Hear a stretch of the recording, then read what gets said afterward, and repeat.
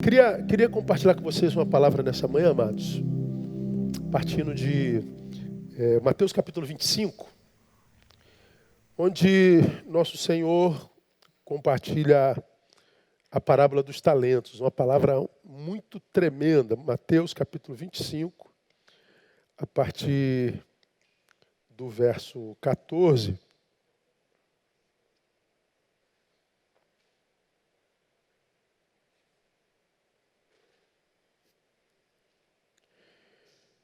Ele fala sobre o investimento dos talentos, a parábola dos talentos. E ele diz assim, ó: porque é assim como um homem que, ausentando-se do país, chamou os seus servos e lhes entregou os seus bens. A um deu 5 talentos, a outro 2 e a outro 1. A cada um segundo a sua capacidade. E seguiu viagem. O que recebera 5 talentos foi imediatamente negociar com eles. E ganhou outros 5. Da mesma sorte, o que recebera 2, ganhou outros 2. Mas o que recebera 1 foi e cavou na terra e escondeu o dinheiro do seu senhor. Ora, depois de muito tempo, veio o senhor daqueles servos e fez contas com eles. Então, chegando o que recebera 5 talentos, apresentou-lhes outros 5 talentos, dizendo: Senhor, entregaste-me 5 talentos, eis aqui outros 5 que ganhei. Disse-lhe o seu senhor: muito bem, servo bom e fiel. Sobre o pouco foste fiel, sobre o muito te colocarei. Entra no gozo do teu senhor. Chegando também o que recebera 2 talentos, disse: Senhor, entregaste-me 2 talentos, eis aqui outros 2 que ganhei. Disse-lhe o seu senhor: muito bem, servo bom e fiel. Sobre o pouco foste fiel, sobre o muito te colocarei. Entra no gozo do teu senhor. Chegando por fim o que recebera 1 talento, disse: Senhor, eu te conhecia, que és um homem duro, que ceifas onde não semeaste, e recolhestes onde não joeiraste, e atemorizado, fui a esconder na terra o teu talento, eis aqui tens o que é teu. Ao que lhe respondeu o seu senhor: servo mau e preguiçoso, sabias que ceifo onde não semeei, e recolho onde não joeirei? Devias então entregar o meu dinheiro aos banqueiros, e vindo eu, tê-lo-ia recebido em juros. Tirai-lhe, pois, o talento e dai ao que tem 10 talentos. Porque todo o que tem, dar-se-lhe-á. Terá em abundância, mas ao que não tem, até aquilo que tem ser-lhe-á tirado. E lançai o servo inútil nas trevas exteriores. Ali haverá choro e ranger de dentes. A parábola dos talentos. Essa parábola, irmão, é uma parábola que fala do dia do juízo. O Senhor, o justo juiz, é o Senhor que reparte os seus bens, reparte com os seus tudo que possui. Esse Senhor, ele estava com os seus e foi para uma terra distante. Jesus que esteve conosco e foi para o Pai. E Jesus distribuiu os seus talentos. Jesus distribuiu tudo que nós temos na vida. E diz que a um deu 5, a outro ele deu 2, a outro ele deu 1. Cada um segundo a sua capacidade. Sim, nós temos capacidades diferentes. Isso não é muito dito por aí, muito menos dentro da igreja. Mas nós temos capacidades diferentes, sim. Esse dedinho nunca será como o dedão, que nunca será como o cotovelo. Eles têm funções e capacidades diferentes. A igreja é a mesma coisa. Eu tenho uma capacidade, você tem outra, ele tem outro, ele tem outro. O que nós temos em comum, como capacidade é de multiplicar tal capacidade. Então ele dá a cada um conforme a sua capacidade. O que tinha 5, diz o texto, imediatamente trabalhou, investiu, multiplicou.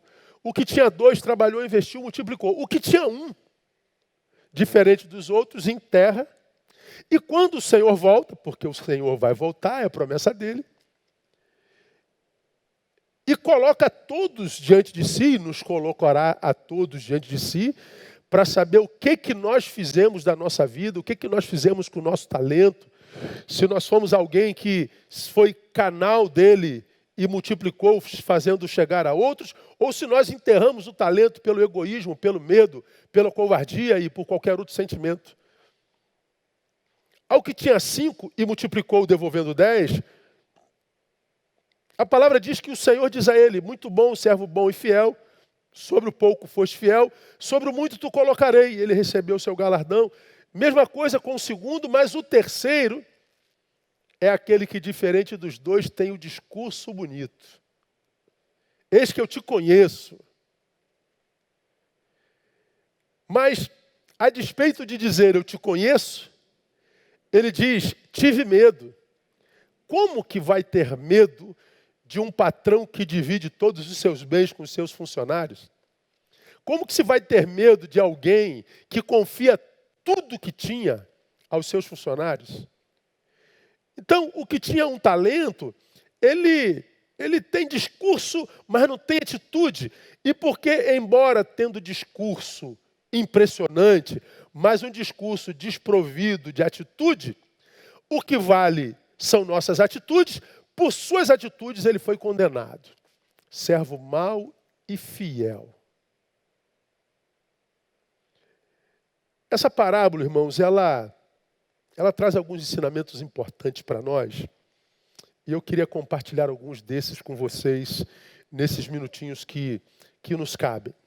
Primeiro, lembrar que a parábola é dos talentos. Para você ter uma ideia, talento era uma medida de peso, não financeira. Não era uma moeda. Um talento, ele era, por exemplo, um talento grego. Ele equivalia a 26 quilos. Desse quilo que a gente conhece aqui no Brasil. E o talento romano pesava 32,3 quilos. Então, quando se falava de um talento, nós falamos de uma coisa que, se na Grécia, para os gregos, pesa 26 quilos, se em Roma, para os romanos, pesa 32,3 quilos. Então, nós estamos falando de uma coisa de peso. E o talento era a medida que poderia ser usada para medir prata, ouro ou grãos. Eu quero meio talento de arroz. Eu quero 2 talentos de prata. 5 talentos de ouro. Então, era uma medida de peso. Agora, para você ter uma ideia, por exemplo, 1 talento de prata, só para a gente ter noção do que Jesus queria dizer. 1 talento valia o equivalente a 6.000 denários. Preste atenção no que eu estou lhe dizendo. 1 talento de prata, ou seja, 32 quilos de prata para os romanos, equivalia a 6.000 denários.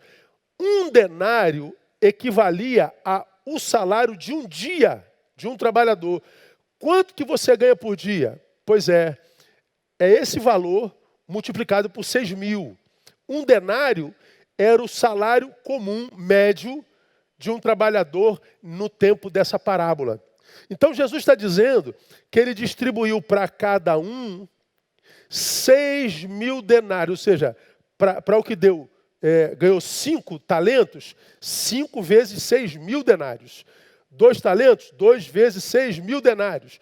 1 talento, 6.000 denários. Se a gente traz isso para o dia de hoje, 1 talento era salário, portanto, de 16 anos e meio de um trabalhador comum. 6.000 dias.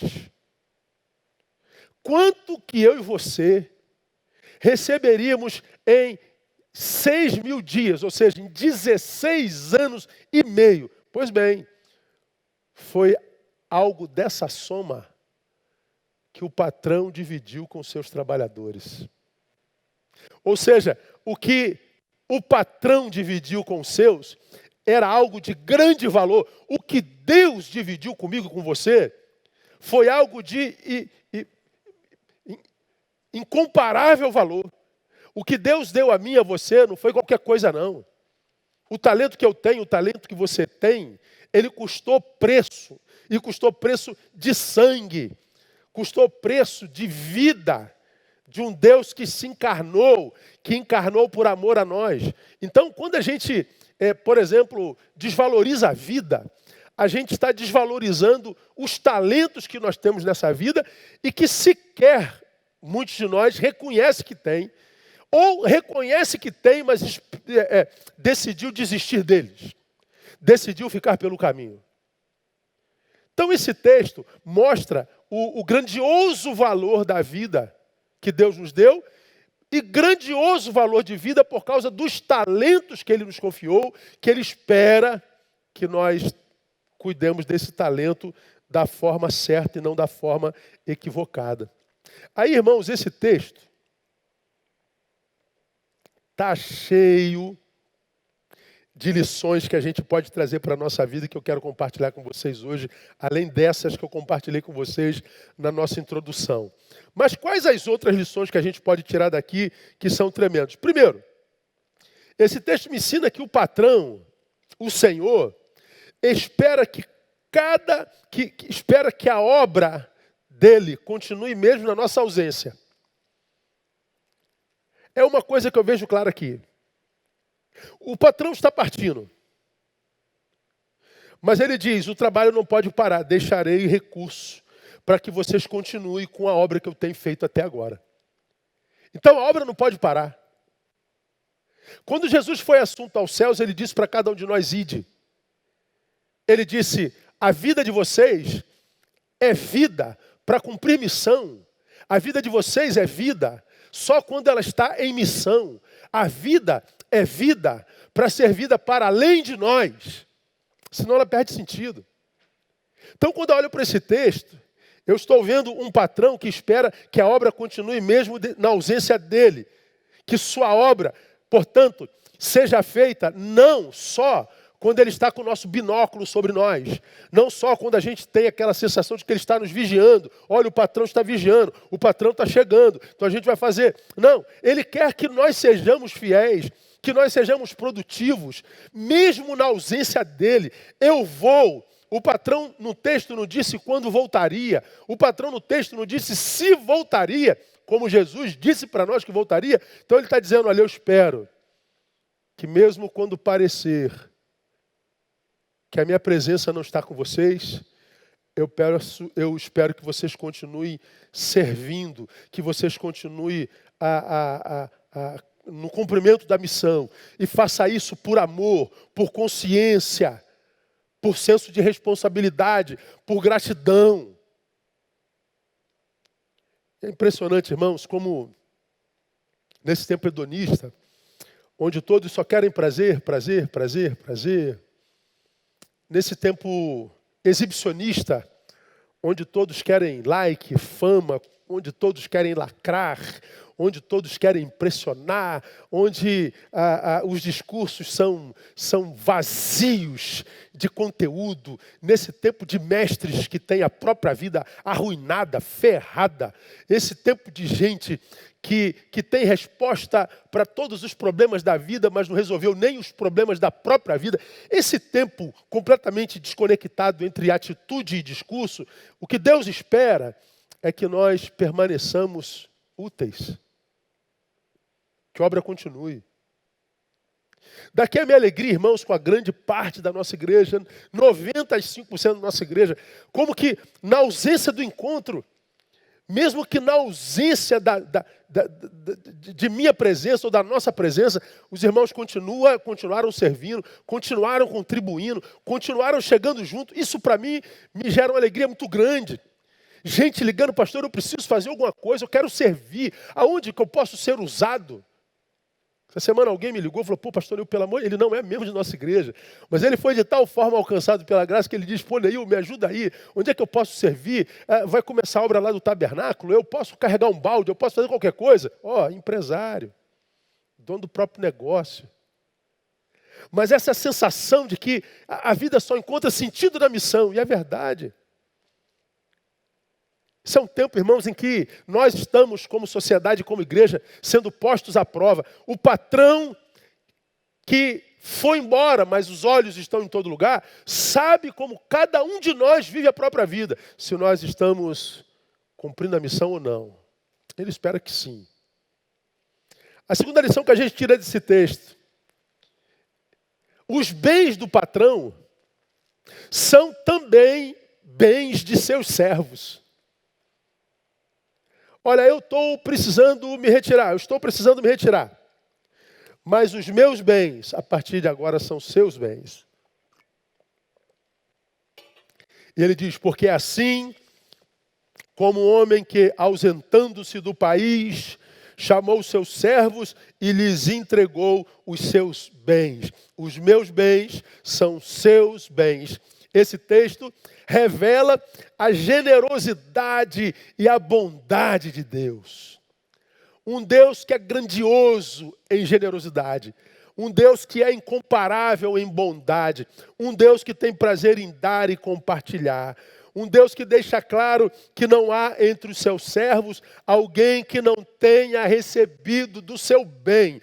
O que acontece é que alguém que não reconheça o que recebeu como bem.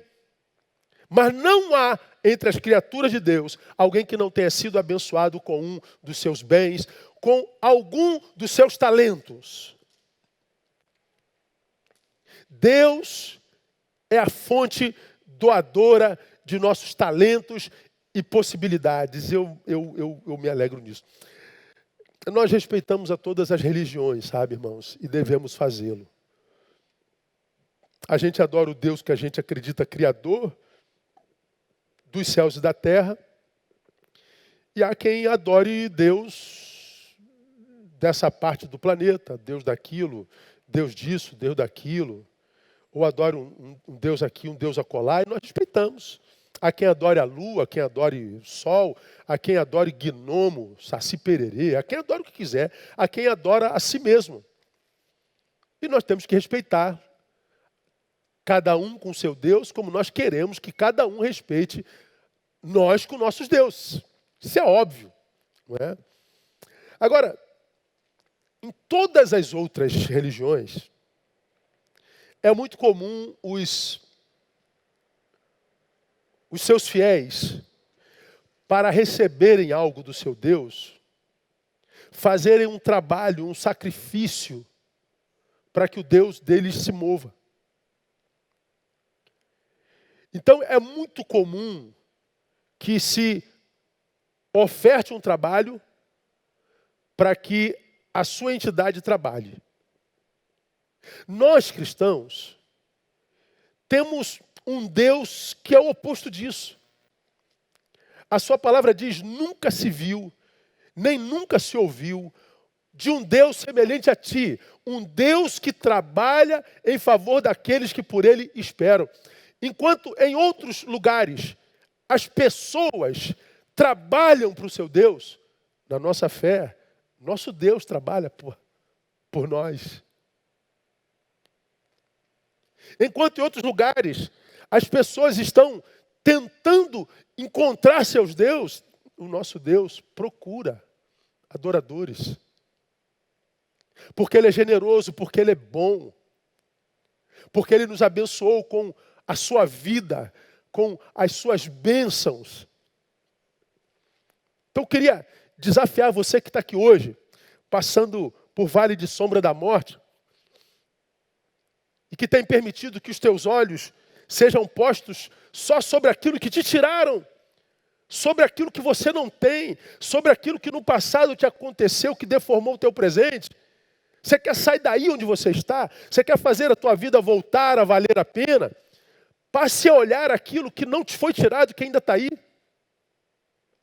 Primeiro que se você está aqui nessa manhã me vendo, me ouvindo, É porque você tem um tablet, você tem um celular, você tem acesso à tecnologia. Se você tem acesso à tecnologia, você não pode estar com fome. Você não pode estar com sede. Você não pode estar morando na rua e passando por necessidade. Então você está melhor do que 2/3 da população mundial. Porque nós vivemos num planeta onde milhões de pessoas morrem de fome por dia. Então você é um abençoado. Se você está escrevendo, comunicando, aqui, mesmo que seja para falar besteira, você pode ser um idiota completo, achando que pode, como pessoa, estragar o culto de uma multidão e achar que está certo. Então, você pode ser um pleno idiota, mas um idiota saudável. Então deveria agradecer pela sua saúde. Então, se nós olhamos para o que temos, para o que sobrou e não para o que faltou, a nossa visão de mundo começa a mudar.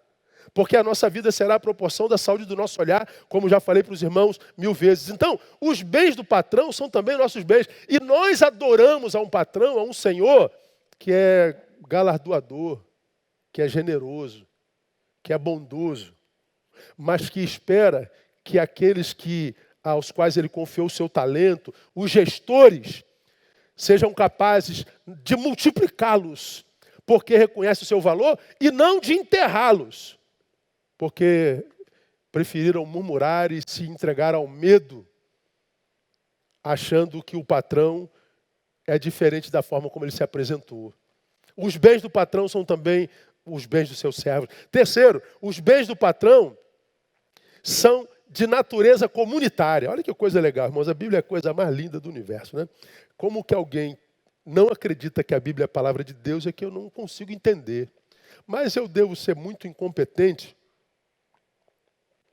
para não entender você que não entende que a Bíblia é a palavra de Deus, ou que você que está rasgando a Bíblia, você que está cortando a Bíblia, você que está dizendo que a Bíblia é mito, você que está dizendo que a Bíblia não é mais palavra de Deus, você que está dizendo, eu não entendo de tão rica que é, rica. Um livro que tem aí um espaço de 4.000 anos de escrita. No mínimo. Um livro que se conflui em verdade, que não se contradiz. Um livro no qual a humanidade se alimenta, no qual o direito foi construído, a educação foi construída, a pós-modernidade foi construída, e quantos crentes têm se deformado, perdendo a capacidade de enxergá-la como palavra de Deus. Os bens do patrão são de natureza comunitária. O texto diz, chamou a todos os seus servos. Todos. Todavia, o texto diz que ele chamou os seus servos, ou seja, ele chamou aqueles que estavam trabalhando e juntos. Aqueles que estavam em comunhão. Mas o texto diz que ele chamou a todos. Deus não faz acepção de filhos. Deus não faz acepção de servos. Deus não faz acepção de pessoas. Ele nos criou e nos abençoou a todos. A sua graça, o seu bem, está disponível para qualquer um que deseja recebê-lo. Ele não faz acepção. Então, quando a gente fala de complexo de inferioridade, o tal complexo de inferioridade, tão comum e danoso entre os discípulos de Cristo, esse complexo de inferioridade é tão somente uma deformação da visão. É um problema, como eu já disse, oftalmológico, existencial. É um problema da autovisão, é um problema de visão de si mesmo. Ah, pastor, eu não presto. Ah, pastor, eu não tenho sentido. Ah, pastor, eu não tenho jeito. Ah, pastor, minha vida não tem mais jeito. Claro que tem. É só você mudar o óculos. Quanta gente dizendo, minha vida não tem mais jeito por quê? Porque você quer mudar o mundo e as pessoas. Você nunca vai mudar o mundo nem as pessoas. Agora você pode mudar a forma como você enxerga o mundo e como você enxerga as pessoas. Você pode mudar a forma como você enxerga a vida. Você pode mudar a forma como você se enxerga. E se você trabalhar o óculos, você muda o mundo. Por quê? Porque os bens do patrão são comunitários, mas o que acontece? O que recebe um talento, ele se retira, joga no chão, enterra e ele não se comunica, ele não ele não vive sinergia para que ele possa negociar, para que ele possa multiplicar, para que ele possa desenvolver a sua capacidade de diálogo, de fazer negócio, de trocar, de investimento. Não, ele se retira para si e diz, eu vou enterrar, quando o meu patrão chegar eu entrego a ele, pronto. Pois é, perdeu. Então, meu irmão, a palavra de Deus para você nessa manhã, sai daí desse buraco. Sai daí desse estado de comiseração.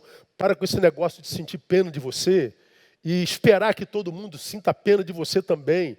Você é um abençoado, você está alimentado, você está na sua casa ou no seu trabalho, você está podendo escrever, você está podendo andar, você está podendo ver.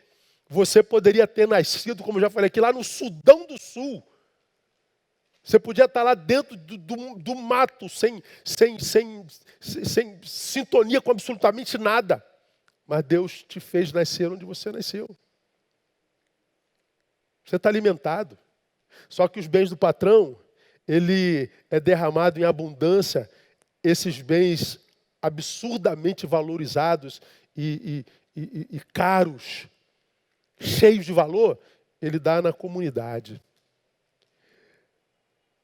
Já falamos com os irmãos, e bem pouco tempo atrás nas nossas lives, principalmente lá em Provérbios, lá no iníciozinho da pandemia, há um versículo na Bíblia, em Efésios, em Provérbios capítulo 18, que diz, o homem que anda sozinho busca seu próprio interesse, insurge-se contra a verdadeira sabedoria. Esse texto para mim é muito tremendo. O homem que anda sozinho busca seu próprio interesse. O texto está dizendo, um homem que anda sozinho foi tomado por egoísmo. Ele é egoísta. E o texto continua, insurge-se contra a verdadeira sabedoria, ou seja, é burro. Burrice. O homem que anda sozinho é o egoísta tolo, é o que o texto está dizendo. Por quê? Porque os bens do patrão são de natureza comunitária. O patrão do qual nós falamos é Deus conosco, é Emanuel, é Deus conosco. Ele só é comigo quando eu sou com alguém. Ele é Pai nosso, Ele é só Pai quando eu tenho irmão, quando eu vivo com irmãos.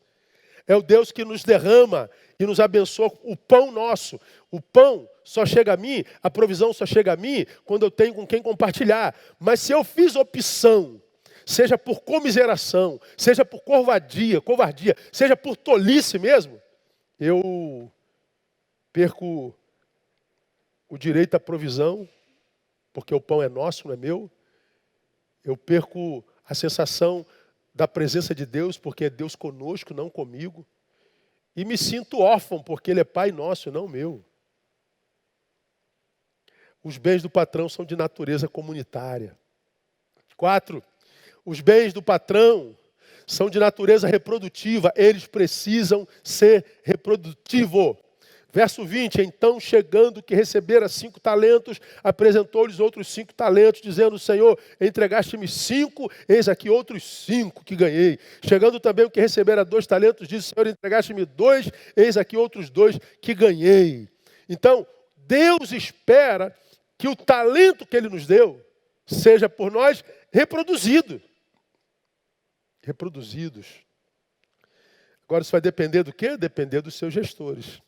Vai depender de cada um de nós. Por isso que eu acredito que o texto lá no início diz, ele compartilhou segundo a competência de cada um. Por que o recebeu 5, o que recebeu 2, o que recebeu 1, recebeu 1? Porque Deus conhece os seus filhos, Deus conhece os seus servos, Deus conhece, sobretudo, grave isso, a saúde do nosso senso de valores. Ele sabe, hoje, o valor que você dá às coisas dele. Ele sabe, na tua lista de prioridade, em que lugar ele está. Imaginemos que as nossas prioridades sejam uma fila. Número 1, número 2, número 10, número 20, 30. Deus sabe em que lugar da fila ele está nas tuas prioridades. Eu imagino que ao que recebeu 5, ele deve ter se visto no primeiro lugar da fila. Opa, esse garoto está com senso de valor saudável, toma 5 talentos. 5 vezes 6.000 denários. Uma riqueza estrondosa. Ah, o outro está lá no número 3, toma 2. O outro está lá no número 30, no final da fila, toma umzinho, tá, filho? Porque sem ninguém fica na minha presença. E como Deus não se equivoca, Ele sabe o que nós somos nele e o que Ele é para nós. Aquele que Ele deu 5, porque Ele nos conhece, fez 10. Aquele a que Ele deu 2, fez 4. Aquele a que Ele deu 1, ficou ali. Então, Neil Barreto, se eu tivesse no lugar da história, da minha história, que no qual eu estivesse absolutamente infeliz, insatisfeito e realizado, se eu estivesse no lugar, no momento da minha história, no qual eu estivesse questionando a bondade de Deus, fidelidade de Deus, se eu estivesse questionando tudo que Deus me deu, Neil Barreto, eu pararia e pensaria, meu Deus, o Deus que mandou o seu filho para morrer na cruz do Calvário por mim, não precisa provar mais nada para mim. Duvidou do amor de Deus? Pensa na cruz, irmão. Ele mandou Jesus. Para mim, um Deus desse não precisa provar mais nada. Eu sei que Ele me ama. Bom, mas se esse Deus que me ama, a ponto de mandar seu filho, me permite estar onde eu estou,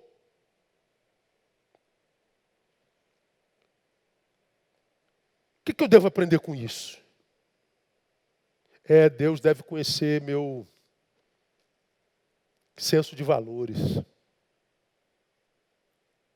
Ele sabe aonde Ele está na fila das minhas prioridades. E mais, irmãos, como eu digo sempre, vamos respeitar a inteligência de Deus, por favor? Existem alguns que Deus está aqui, ó. Opa, glória a Deus. Existem alguns que Deus, pode deixar. Deus está aqui, ó, na fila número 10 na fila, ok? Aí a vida começa a degringolar. Aí o que a gente faz? A gente vai se aproximando de Deus. A gente vai se santificando. Deixa de praticar isso, deixa de praticar aquilo, deixa de praticar isso, você faz isso, não faz mais. E começa a lutar, a vida está arrebentada. Aí daqui a pouco parece que Deus está aqui, ó, na frente da tua fila.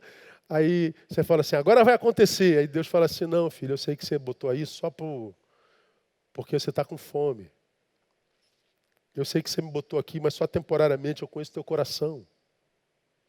Eu sei quando o que você faz é produto do coração e quando o que você faz é produto de interesse. Então a gente precisa respeitar a inteligência de Deus.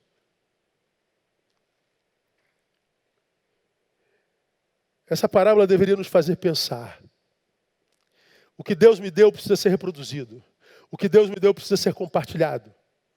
E Ele espera que nós façamos isso. Mas Ele sabe que isso depende dos seus gestores.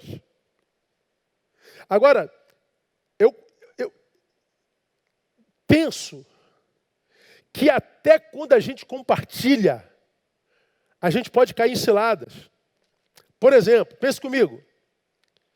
Se eu multipliquei, de 5 fiz 10, então a minha vida se torna um pouco mais confortável. Pois é. Esse conforto pode gerar acomodação. Ah, meu irmão, meu burro já está amarrado na sombra. Meu ministério já está pronto. Meu irmão, já fiz o que eu tinha que fazer. Quer saber? Vou para a rede. Pois é. Essa acomodação pode fazer com que os 10 que você reproduziu não se transformem em 20. Porque você se acomodou. Aí o que acontece? O patrão volta de novo, esperando receber 20. Mas porque você já fez de 5, 10, você achou que a missão acabou, não acabou. A nossa missão só acaba quando a gente chegar no céu. Então, a acomodação tem arruinado a vida de tantos crentes. Arruinado. A multiplicação, ela gera realização. Aquele senso de que a missão está sendo cumprida. E eu acho que esse sentimento é o sentimento mais precioso da humanidade. Saber que eu estou cumprindo a missão. Sim, isso é maravilhoso. Mas, se eu não presto atenção, esse senso de de realização pode gerar em mim meritocracia. Eu posso achar que porque eu sou alguém que cumpre a missão, então eu mereço. Eu mereço, então eu posso cair em desgraça. Eu esqueço que se eu acho que mereço, eu anulo a graça. Graça é favor imerecido. Ora, essa multiplicação pode gerar glória. Poxa, como que você é abençoado, Neil? Rapaz, você é uma bênção. Olha, menina, você é maravilhosa. Olha, a sua igreja é maravilhosa. Você é maravilhoso, glória. Isso gera glória. Isso pode gerar soberba. A gente pode achar que a competência é nossa. Não é não, irmão. Mas a nossa capacidade vem de Deus, diz a palavra. E o mais grave de tudo, irmão, a multiplicação, por causa de tudo isso que eu acabei de falar para vocês, pode me fazer pensar que o patrão agora sou eu. Conhece a minha história? De 1 fiz 2, de 2 fiz 4, de 4 fiz 8, de 8 fiz 16. Agora eu estou com 70. Olha aí, eu sou o patrão agora. Não, irmão. A gente continua servo. A gente é servo lá no Soldado Raso, a gente é servo no Genera de 4 estrelas. Servo, todo soldado. E a gente não pode perder isso de vista, irmão. Achar que nós somos patrão, que nós somos aquele que só Deus pode ser, para mim, irmãos, é cair na maior de todas as desgraças na qual um servo poderia cair. E como eu tenho visto nesse tempo servos caírem em desgraça. Servos caírem em desgraça. Agora, o que destrói o servo de fato e de verdade, irmão? Tem gente que diz, pastor, eu cansei, chutei o balde. Não. Eu estou exausto, irmão. Essa pandemia, meu Deus do céu, é assim. Não é o cansaço que destrói o servo. Porque a resposta para quem está exausto não é a desistência, é o descanso. Não é o cansaço que destrói o servo. Não, pastor, é muita oposição. É muita gente contrária. Meu Deus do céu, o pessoal devia chegar junto. O pessoal ainda fica falando mal. Não, o que destrói o servo não é a oposição encontrada no caminho, não. Você sabe o que destrói o servo? É achar, preste atenção nisso, que a recompensa, a colheita, é mais preciosa do que o privilégio de servir. A gente está servindo, a gente está sendo útil. A gente está sendo um canal de Deus na vida de gente. E a gente diz assim, meu Deus, o que eu vou colher nisso? Qual é a recompensa? O que eu vou colher? Aí a gente fica na ânsia da colheita. A colheita não vem como a gente deseja. E a gente se frustra. Por quê? Porque o nosso olhar foi para a colheita. Mas o nosso olhar não deve estar na colheita. A colheita, na minha concepção, não é o mais precioso. O mais precioso é o privilégio de servir. Muita gente aqui não é Igreja Betânia com a gente. Para quem é de Betânia sabe disso muito bem. Pastor, o que te move? É o reconhecimento, mas eu não reconheço. Mas não é. Irmãos, eu não espero reconhecimento de ninguém. Eu não espero reconhecimento nem da minha filha. Se me reconhece, eu louvo a Deus por isso. Semeei para isso. Mas esperar como o motivador do meu trabalho, esperar o reconhecimento como a razão do meu caminhar, do meu existir, eu não espero nada de ninguém. Não penso no fruto. Eu penso na promessa. Ele não disse que o que a gente semeia, a gente colhe? Disse, acabou. Eu semeio. Se ele disse que eu colho, eu vou colher. Por que eu vou me preocupar com fruto? Mas não me preocupo mesmo. Diante do Senhor, eu não me preocupo com frutos. O que me move, irmão? A Bíblia diz que ele dá semente para quem semeia. Eu me movo no desejo de continuar sendo digno de receber a semente. E não no fruto que vem da semeadura. Então eu me movo, tento fazer existir de uma forma que aquele que dá semente para quem semeia, me ache digno de receber semente. Enquanto Deus me der semente, eu sei que minha colheita está garantida. Agora, o que acontece com tantos que estão ficando pelo caminho? Perderam a condição de servo. Porque agora acharam que é patrão. Porque multiplicaram, se soberbeceram. Porque multiplicaram, se acomodaram. Porque se multiplicaram. Acharam que era patrão. Então, se isso aqui é verdade, irmãos, um grande estímulo para que nossa vida continue uma vida que vale a pena é a manutenção do espírito de servo em nós.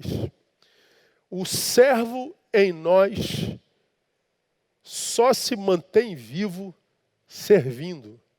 Então, quando você para de servir, o servo que há em você vai arrefecer e vai morrer mesmo. Vamos caminhar para o final, ainda tem mais, hein? Os bens do patrão só sobrevivem se expostos. Acabou. Ele tem que estar em exposição. O verso 25 fala do camarada que escondeu o talento. E atemorizado, fui esconder na terra o teu talento. Eis aqui o que é teu. Aí o Senhor diz, você escondeu o talento? Não, meus talentos são para ser expostos. Meus talentos são para serem exibidos, vistos, tocados, encarnados. Eu não posso enterrar talento, eu não posso esconder talento. Por que nós já aprendemos isso? Porque os nossos talentos, os nossos dons, são nossos, mas não para nós. Os meus talentos são meus, mas não para mim. Se eu tenho o dom do ensino, o ensino não é para mim, é para o aluno. Se eu tenho o dom da administração, não é para mim, mas para administrar as coisas de Deus. Se eu tenho o dom da misericórdia, é para exercer sobre o outro. Qual o teu talento? O teu talento não é para você, é teu, mas não é para você. Quem escolhe viver para si não precisa de talento do patrão. Então tem muita gente que parou, enterrou o talento, resolveu estacionar e está dizendo, por que Deus não vem? Porque Ele só vai liberar da sua porção quando você voltar para o caminho. E mais, se você não fizer, diz o texto, que Ele é capaz de tomar esse único que você tem e dar para quem tem 10.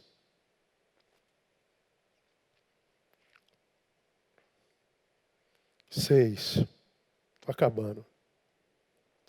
Quando a gente fala de talento, o que a gente aprende nesse texto também?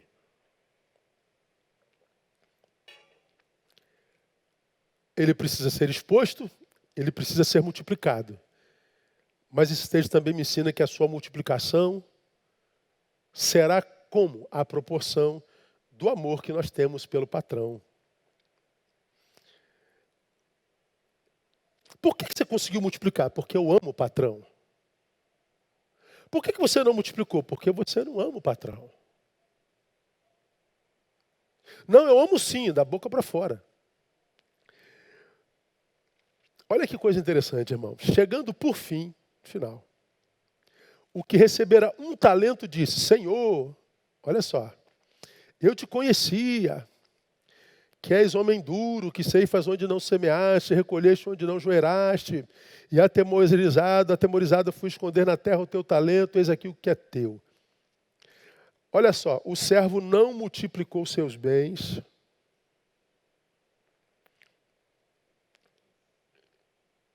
e o que não multiplicou seus bens foi o único que veio com discurso para o patrão. Eu te conhecia, não conhecia nada. Ele era o único que não conhecia o patrão. Mas foi o único que disse que conhecia. É quase sempre assim. Cão que late não morde, né, irmão? Blá, blá, blá. Por isso a minha guerra com essa geração. Blá, blá, blá, blá, blá, blá, blá, blá, blá, blá, blá, blá. Ah, você não pode, você deve, você devia, você não tem, você... Cala a boca, irmão. Você não dá cabo nem da tua vida, irmão. Tua vida está toda desbaratada, embaraçada. E você ainda acha que tem moral para ficar falando o que os outros têm que fazer com o talento dele. Você ainda acha que tem moral de dizer como é que os outros têm que administrar o talento deles. Ora, você discorda deles, mas olha onde eles estão, onde eles chegaram, olha onde você está. E vem esse enterrador de talentos dizendo, eu te conhecia. Ele dizia que conhecia, mas ele não conhecia nada. ele não tinha conhecimento do patrão, ele tinha imaginação a respeito do patrão. Ou seja, é um homem com a capacidade de diagnóstico absurdamente reduzida. É uma pessoa com capacidade de discernimento absolutamente reduzido, que, portanto, não deu certo, porque já estava no final da fila, porque Deus estava no final da sua fila, mesmo assim recebe um talento e enterra. Esse texto está dizendo, Deus não se impressiona com a nossa verborragia. Deus não se impressiona com o nosso blá blá blá. Deus não se impressiona com o nosso pretenso envolvimento com algumas causas que são absolutamente pertinentes, mas Ele sabe quem é que está se envolvendo com essas causas e com que intenção. Respeite a inteligência de Deus. Mais uma vez, tinha uma visão completamente equivocada do seu patrão, do seu senhor. E foi por causa dessa visão equivocada que ele tem a visão equivocada a respeito do talento. Talentos existem para enterrarem. Não, seu bobinho tolo. Talentos existem para serem expostos, para serem multiplicados. Só que Deus sabe que a nossa multiplicação será a proporção do amor que nós temos por Ele. Então, meu irmão, grava aqui uma palavra do seu pastor. Me sinto como pai de muitos de vocês. Você quer melhorar de vida, mudá-la completamente para melhor? Claro, pastor, ama ao Senhor. Ama o patrão. Daqui vem a razão de tantos enterradores de talentos.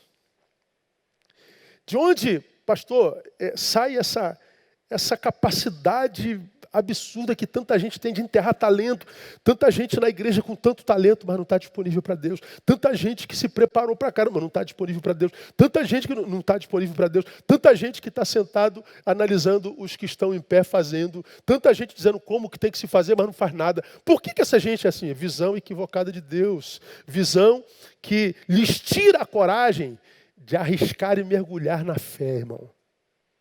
Eles estão sentados vivendo para si. E o pior, eu sou pastor há 30 anos, irmão. Eles anseiam, desejam e esperam que a gente morra de pena deles. Com o pastor Neil não rola, né, cara? Eu não tenho esse dom de trocar fralda de gente velha, você sabe disso. Quem está aqui na nossa igreja, acho que está aqui só porque eu sou assim mesmo. Não sou de passar a mão na cabeça de gente velha. De gente que morre de pena de si mesmo, gente que é mimimi, de gente que insiste em dizer que o problema da vida é a vida e não o ser vivente. De gente que tem talento, enterrou e diz, por que eu enterrei o talento? Só que você que sabe, se foi você que enterrou, é você que sabe por que você enterrou. Então para de murmurar e levanta daí. Tem uma vida inteira ainda para ser vivida. Uma vida inteira. A gente precisa acreditar nisso, tomar posse disso. E não ficar sentado esperando que alguém faça por nós. As pessoas que nós esperamos que façam por nós também estão cheias de problemas, gente. É gente que está vivendo as mesmas angústias desse tempo presente. É gente que está perplexa por esse tempo esquisito que a gente vive. E a gente vai sentar esperando que elas venham nos socorrer. Não faça isso consigo. Isso é autossabotagem. Como a gente queria. Não, fulano vai vir aqui, Beltrano vai vir aqui. Ele vai vir uma vez, duas, três, quem sabe. Mas ele não vai vir a vida inteira, porque ele está cheio de problema. Ou será que eu estou falando bobagem?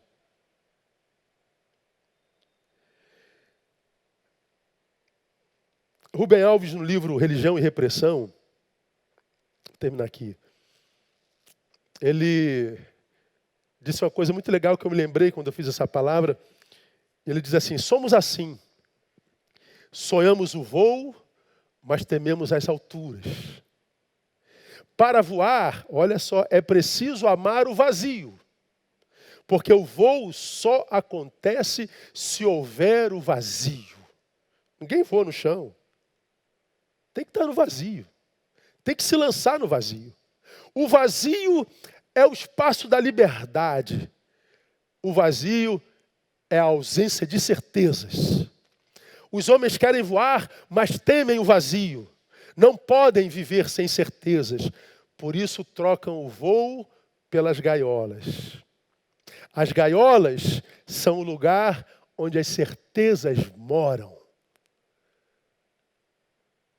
Os que têm certeza, os que sabem tudo, os que são doutores na tua vida, que dizem como que você deve gestar o teu talento, eles têm certeza a respeito da sua vida. Todos eles presos em gaiola.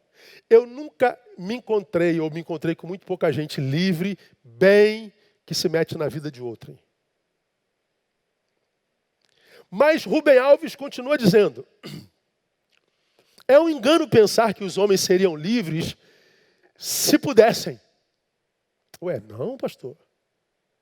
Se os homens pudessem ser livres, eles não seriam, segundo Rubem Alves, é um engano pensar que os homens seriam livres se pudessem. Que eles não são livres porque um estranho os engaiolou, que se as portas das gaiolas estivessem abertas, eles voariam. A verdade é o oposto. Os homens preferem as gaiolas ao voo. São eles mesmos que constroem as gaiolas onde passarão as suas vidas, porque enterram talentos. Tremendo isso. Eu vou botar no meu Instagram essa fala para depois vocês copiarem. Aqui, irmãos, para você que é de Betânia, só por curiosidade, uma das metodologias que eu, pastor Neil, uso para confiar um ministério a alguém na minha igreja, é o lugar que Deus tem na vida dessa pessoa.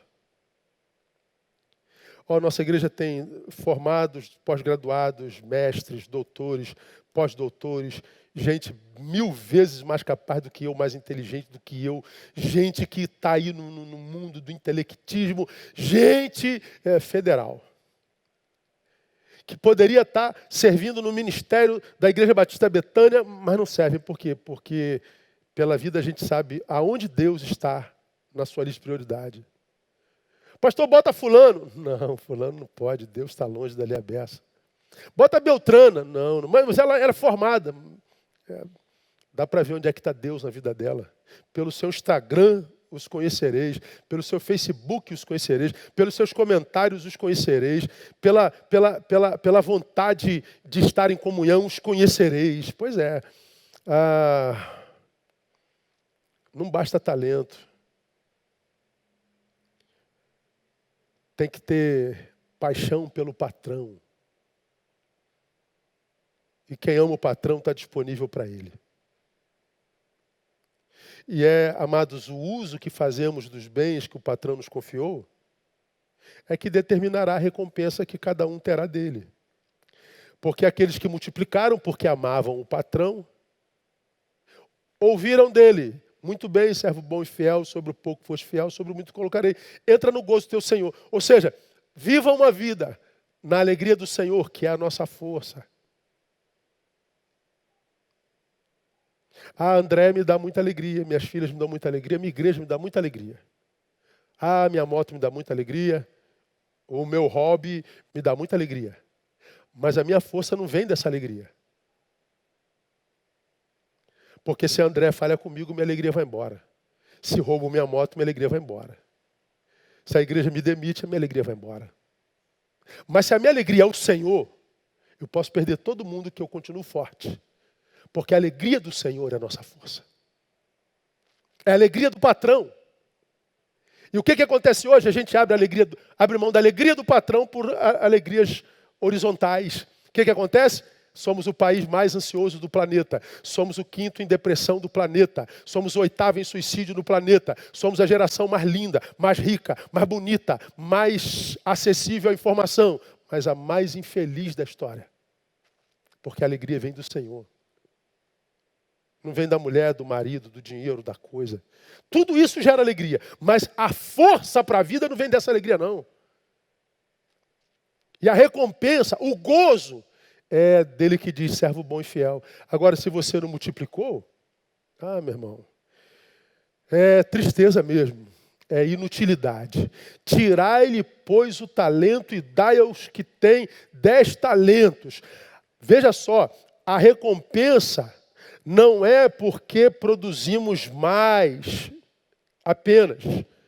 É, sobretudo, porque nos recusamos a continuar os mesmos. vencemos a acomodação, fomos lá e multiplicamos. Então, a recompensa não é só porque eles multiplicaram, é porque eles não se acomodaram, eles não se entregaram à preguiça, eles não se entregaram ao medo, eles não se entregaram à covardia, eles não se entregaram a nada, eles não se acomodaram, eles se movimentaram. Então levanta daí, meu irmão, e se movimenta. Começa uma nova vida a partir de hoje.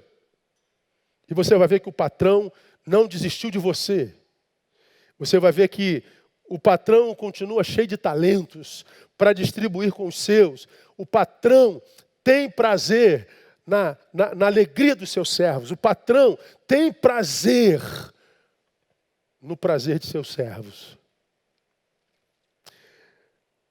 Termino aqui minha palavra, esperando que essa palavra possa confrontar você e gerar uma nova postura na tua vida.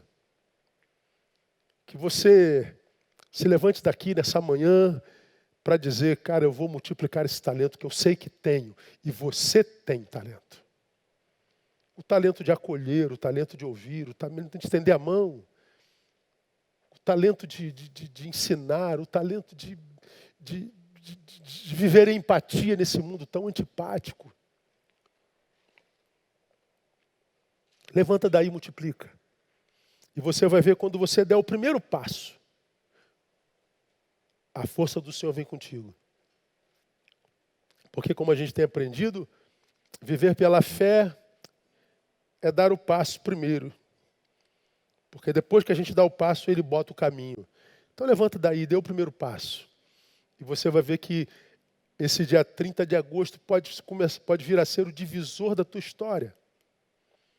Pode mudar o teu futuro inteiro. Porque o patrão é um patrão que tem muito prazer no prazer dos seus filhos. Uma vez eu disse aqui, e alguém escreveu alguma coisa em torno disso, eu quando prego, eu sinto que eu dou muito prazer a Deus. Eu não falo com soberba nenhuma não, sabe? Quem me conhece sabe do meu prazer pelo oculto, como está aqui, ó, nessa disposição, não apetece meu coração. Se eu tivesse escolha, eu teria uma profissão que me botaria dentro de um escritório sozinho, atrás de uma mesa. Eu seria o anônimo dos anônimos. Eu queria ser aquele que passaria pela rua, ninguém nem me visse. Se eu fosse escolher os meus talentos, ou o talento que eu queria ter. Mas Deus me deu alguns talentos que me expuseram. Tive que vencer minha timidez, tive que lutar contra a minha natureza, que é absolutamente intimista, é absolutamente endógena. E eu tive que botar a cara.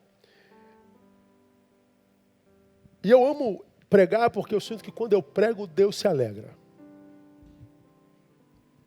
Deus sente prazer no meu prazer. E se eu sinto prazer de pregar e sei que Deus sente prazer quando eu prego, os prazeres se unem.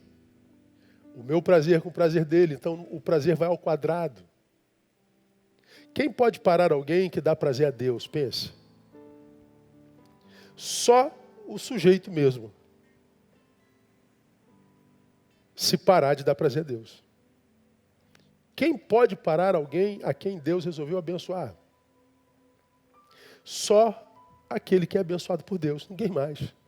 É daí que Paulo diz, eu estou certo que nem a morte, nem a vida, nem o presente, nem o porvir, nem nada, nem criatura alguma nos poderá separar do amor de Deus. Nada pode parar um homem que dá prazer a Deus. Então, filho, servo, esquece a recompensa, torne-se alguém digno de receber a semente. E o que dá semente ao semeador vai te dar semente. E você vai colher o que você planta. Deus abençoe você. Te dê a graça de viver um novo tempo a partir de agora. Amém?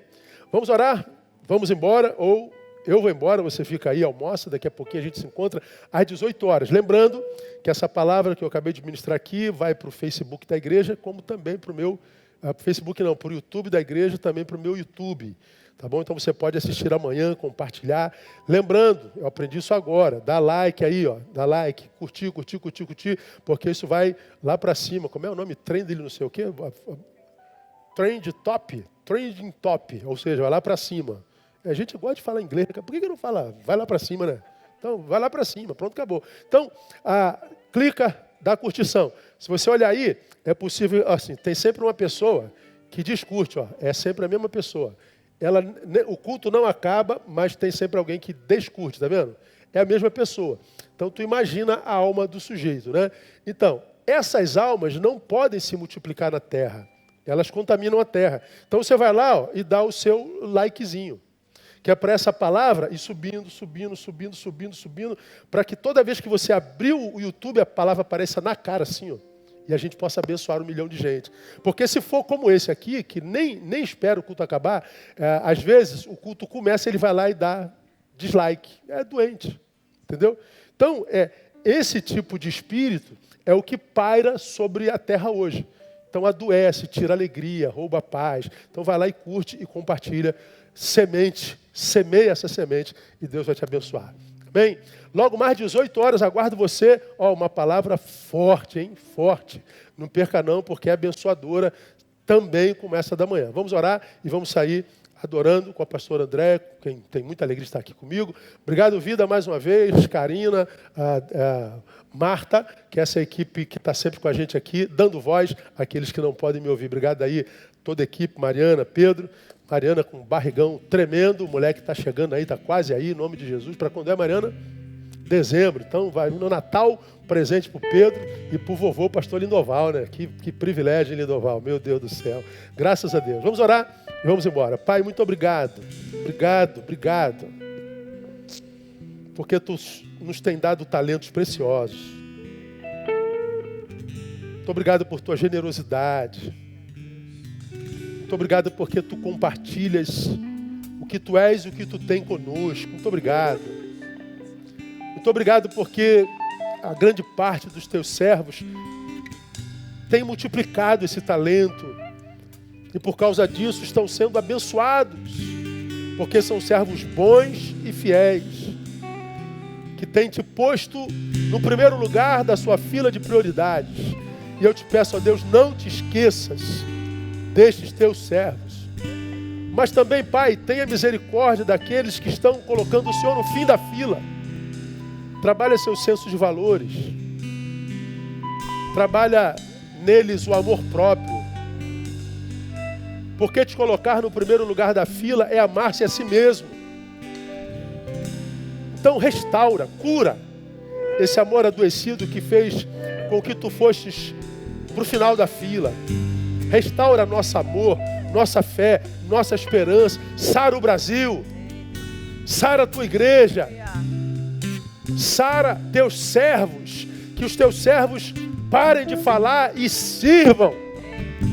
Que os Teus servos parem de dizer aos outros como eles devem viver a vida deles e passem a viver a própria vida.